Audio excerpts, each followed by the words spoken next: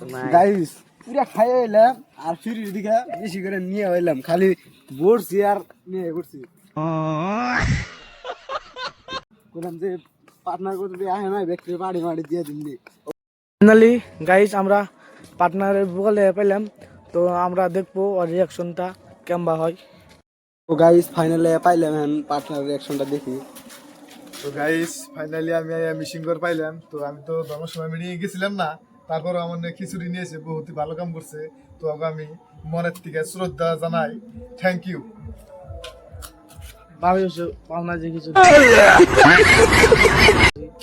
তোমরা যাই পারবাম না নাই আলু গলা নাই গলা নাই টেস্ট হইছে কেমবা লাগছে খিচুড়ি খেয়ে? খুব স্বাদ। খুব স্বাদ। এরকম টেস্টিং আর পাওয়া দাও না তো